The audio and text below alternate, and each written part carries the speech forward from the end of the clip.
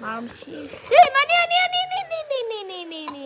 אני שמה צבע מאכל אני שמה. לא הרבה.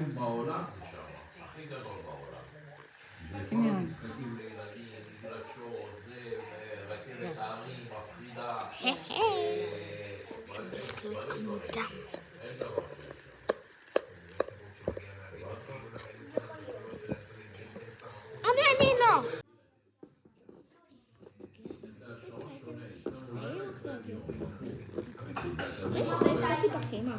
איזה נעים, זה אמור להיות ככה, זה כמו שיצאנו עם ליטל. רגע, בואי נשים בפנים את הסוכריות כמו שעשית פעם שעברה. לא בא לי. למה? לדוגמה, אתה שלום לערבב גבינות, השמש והירח עומדים לא גזים. איזה נעים. אז כשהכדור תסתובב, אז השמש, נגיד הכדור זה השמש, מסתובב, אז הוא מגיע לפה, הגיע לפה חושך. הבנת? וההפך, מסתובב. הבנת? עכשיו תקשיבי, כדי לא ללכלך לזה, תעשי על זה את העוגיות, בסדר? את הבצק? מסתובב כל הזמן. זה נעים.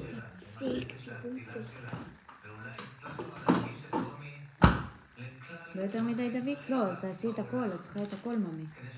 תראו אותו.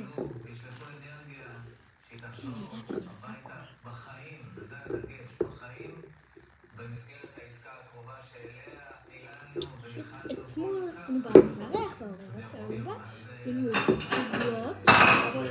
עוגיות, כל פעם צריך לעשות נושא, וצריך לעשות משהו, עשינו עוגיות קקס, מחטים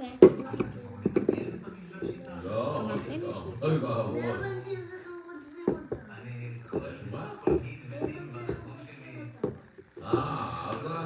טוב. אז חשפו את האנשים שלנו? טיפה קמח? פשוט מאוד יצאו למלחמה. נראה לי ש... לא, זה מרגיש טוב. שנייה, אני אעשה רגע. נגד המדינות מסביבנו, יש לבנון, סוריה, ירדן, מצרים אנחנו איתם בשלום, וירדן אנחנו בשלום. והם כל הזמן מנסים לחסל אותנו, למחוק את מדינת ישראל. ביי. חג פרס ממשיך. ביי.